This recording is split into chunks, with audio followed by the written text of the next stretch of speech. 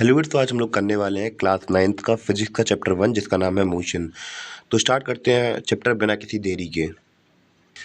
तो इस चैप्टर के बारे में थोड़ा बहुत बता दूं कि भैया इस चैप्टर के अंदर हम लोग distance, acceleration, speed, velocity, displacement और भी काफ़ी सारे टॉपिक्स पढ़ने वाले हैं। तो सबसे पहले इम्पोर्टेंट बात हमारे लिए ये हो जाती है कि अगर कोई ऑब्जेक्ट हो या एनिमल हो या प्लांट हो तो ये केवल और केवल दो स्टेट्स के अंदर ही रह सकते हैं। तो हम लोग ये मैटर वाले स्टेट की बात नहीं कर रहे हैं, हम लोग मोशन और रेस्ट वाली की बात कर रहे हैं कि या तो फिर वो मूव कर रहा होगा या फिर वो रेस्ट में होगा। तो दो ही सिचुएशंस पॉसिबल है हमारे पास। तो सबसे पहले समझते हैं रेस्ट क्या होता है। तो रेस्ट क्या होता है, जब कोई ऑब्जेक्ट अपनी पोजीशन चेंज नहीं करता है टाइम के साथ तो हम लोग उस पोजीशन को कह देते हैं कि वो रेस्ट स्टेट में है। तो ये बेसिक सी डेफिनेशन है किसकी, रेस्ट की। तो एग्जाम्पल की मदद से समझते हैं, जैसे कि ये हमारी फुटबॉल रखी है, ठीक है। अब ये काफ़ी देर तक एक ही जगह पर रखी है, मूव ही नहीं कर रही है, तो ये हमारा ऑब्जेक्ट है, ठीक है। तो जब ये मूव नहीं कर रहा है तो फिर हम लोग कुछ समय के बाद ये कह देंगे कि भैया ये तो मूव ही नहीं कर रहा है, कुछ समय मतलब टाइम के साथ।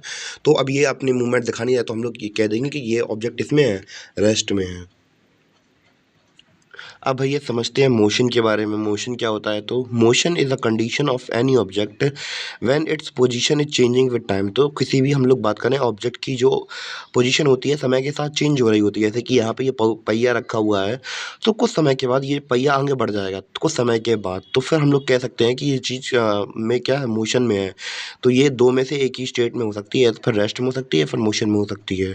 तो आई थिंक इतना तो आपको समझ में आ गया होगा। और बेसिकली इस चैप्टर की बात करें तो हम लोग मोशन के बारे में ज़्यादा से ज़्यादा जानने की कोशिश करेंगे, क्योंकि चैप्टर का नाम ही है भैया मोशन, इसी के बारे में हम लोग ज़्यादा डिटेल से बात करेंगे। तो भैया अब हम लोग बात करते हैं टाइप्स ऑफ मोशन के बारे में। तो मोशन हमारे पास तीन प्रकार के हैं, लीनियर मोशन, सर्कुलर मोशन और ऑसिलेटरी मोशन। तो तीन प्रकार के मोशन होते हैं, तो इनको अच्छी तरीके से डिटेल से समझते हैं।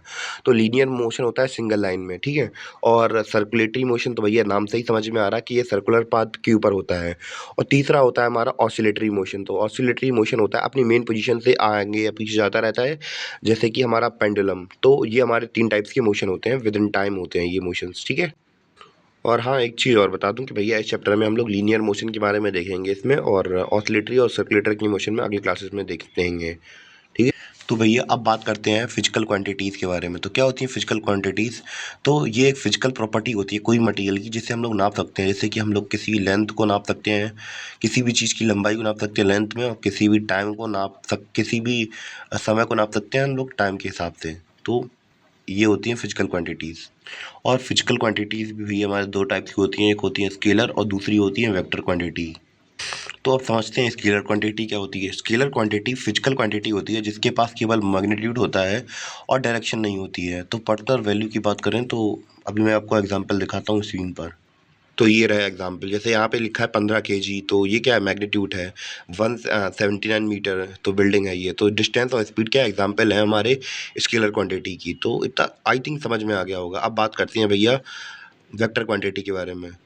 तो समझते हैं वेक्टर क्वांटिटी क्या होती है। तो ये एक फिजिकल क्वांटिटी होती है जिसके पास मैग्नीट्यूड और डायरेक्शन दोनों होती हैं। हमने स्केलर क्वांटिटी के अंदर देखा इनके पास केवल मैग्नीट्यूड होता है पर डायरेक्शन नहीं होती है, पर वेक्टर क्वांटिटी के पास direction as well as magnitude भी होता है। अगर इसके एग्जांपल की बात करें तो यहाँ पे डिस्प्लेसमेंट हम लोग बता सकते हैं कि डिस्प्लेसमेंट क्या होती है, वेक्टर क्वांटिटी होती है।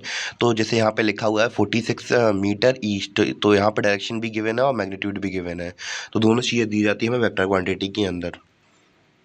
तो जैसे कि हम पहले ही बात कर चुके हैं, तो हम इन फिजिकल क्वांटिटीज़ के बारे में बात करेंगे, velocity, displacement, acceleration, speed, distance, इन सब के बारे में ही बात करेंगे। इसके बाद हम लोग देखेंगे यूनिफॉर्म मोशन और नॉन यूनिफॉर्म मोशन ग्राफ्स के थ्रू, जैसे ये दिख रहे हैं तो वैसे ही ग्राफ्स के थ्रू हम लोग समझेंगे इन्हें। और सबसे लास्ट में पढ़ेंगे मोस्ट इंपॉर्टेंट टॉपिक इस चैप्टर का, वो है हमारा इक्वेशन ऑफ मोशन। तो अब सबसे पहले समझते हैं डिस्टेंस के बारे में। तो डिस्टेंस क्या होती है, it is a total length of actual path followed by an object. जैसे कि हम लोग बात करें कि कितनी टोटल लेंथ हम लोग कवर कर रहे हैं किसी ऑब्जेक्ट के द्वारा। अब भैया चाहे वो पहले 0 से लेकर 80 मीटर तक गई हो, फिर 80 से 50 आई हो, तो फिर हम लोग ये नहीं कहेंगे कि ये केवल 50 मीटर ही गई है। क्यों? क्योंकि भैया हम लोग 80 पहले गए हैं, फिर 50 गए हैं, तो टोटल लेंथ जोड़ी जाएगी इसमें। 80 और 50 कितने हो जाएगा? 130 मीटर हो जाएगा। तो ऐसे करके हम लोग डिस्टेंस लेते हैं। पर वही बात करेंगे डिस्प्लेसमेंट की, तो डिस्प्लेसमेंट में ऐसा नहीं होता है। तो ये इनिशियल पॉइंट से फाइनल पॉइंट को देखा जाता है, तो इसलिए डिस्प्लेसमेंट कितनी हुई? 50 मीटर ही होगी। पर अगर डिस्टेंस की बात करें तो वो 130 किलोमीटर हो जाए 130 मीटर हो जाएगी, ठीक है?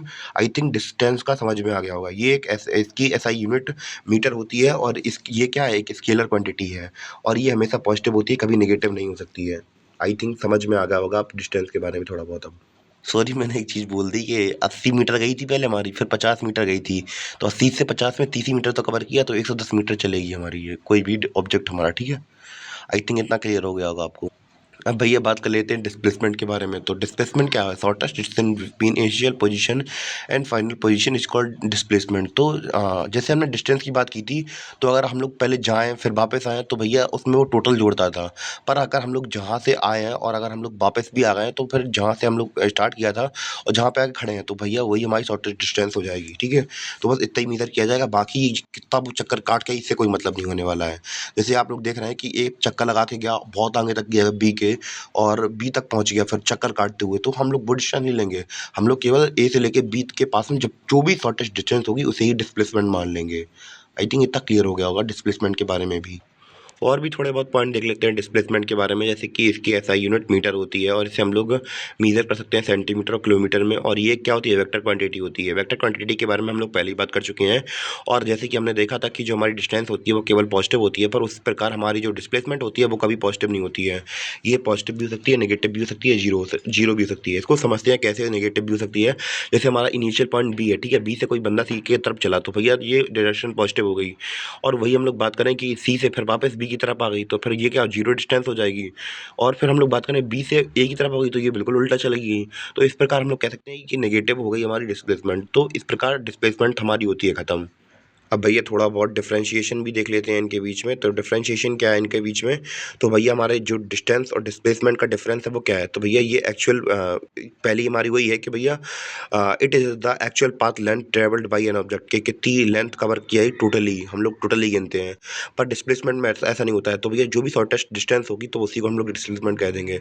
इसमें हम लोग जितना भी कवर करेंगे डिस्टेंस के अंदर, जितना भी कवर करेंगे सब मानेंगे, पर डिस्प्लेसमेंट के अंदर ऐसा नहीं होता। जितनी भैया सबसे पास में दूरी होगी बस उसी को डिस्प्लेसमेंट कर देंगे। डिस्टेंस क्या होती है? हमारी स्केलर क्वांटिटी होती है और डिस्प्लेसमेंट हमारी वेक्टर क्वांटिटी होती है। डिस्टेंस हमारी पॉजिटिव भी हो सकती है और नेगेटिव नहीं हो सकती कभी भी। पर डिस्प्लेसमेंट हमारी पॉजिटिव भी हो सकती है, नेगेटिव भी हो सकती है और जीरो भी हो सकती है। तो ये तीनों हो सकती है। तो ये कुछ बेसिक डिफरेंस है डिस्प्लेसमेंट और डिस्टेंस के बीच में। उम्मीद है कि आपको दोनों डिफरेंस समझ में आया हो।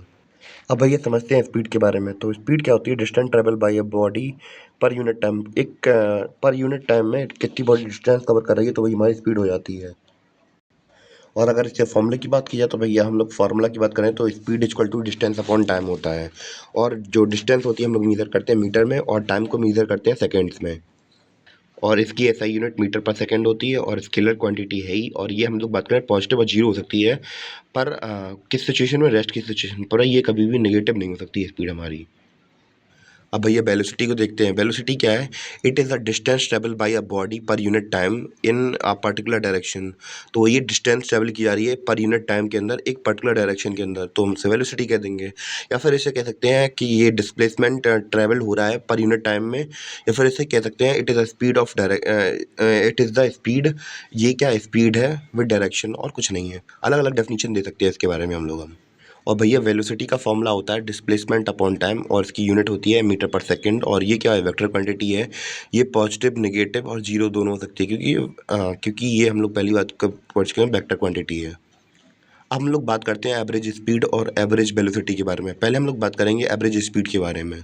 तो भैया एवरेज स्पीड इसका जैसे ही नाम है, तो हमें अलग अलग स्पीड दी गई है, तो हमें एक डिस्टेंस के लिए एक पर्टिकुलर स्पीड चाहिए, तो उन दोनों का एवरेज निकाल लेते हैं। तो इसका फॉर्मूला क्या होता है? Average speed equal to total distance upon total time. तो भैया बस सिंपल सा ही है अपना लॉजिक। और अगर एवरेज वेलोसिटी की बात करें तो वही है अपना average velocity equal to initial velocity plus final velocity upon 2। तो ये फॉर्मूला होता है एवरेज स्पीड और एवरेज वेलोसिटी का। तो वही है एवरेज स्पीड को समझने के लिए हम लोग एनसीईआरटी का एक एग्जांपल देख सकते हैं। तो एग्जांपल नंबर 7.1 जिसमें हमें एवरेज स्पीड निकालनी है। तो एवरेज स्पीड इक्वल टू क्या होता है, total distance upon total time. तो यहाँ पे हमें कोई ऑब्जेक्ट है जो पहले 16 मीटर कवर करता है 4 सेकंड में, फिर 16 मीटर कवर करता है 2 सेकंड में। तो इसको हम लोग सॉल्व करते हैं। तो हम लोग क्या कर देंगे, total speed upon total time होता है, तो टोटल डिस्टेंस हमारी कितनी है, total distance upon total time होता है, तो टोटल डिस्टेंस हमारी कितनी हुई, 16 16 32 हो गई। और अगर टाइम की बात करें तो 4 + 2 6 में 6 सेकंड हो गए। तो इसको हम लोग काट देंगे तो 6.533 मीटर पर सेकंड हमारी एवरेज स्पीड निकल आएगी। तो इस प्रकार हम लोगों ने पहला क्वेश्चन तो कर दिया अपना।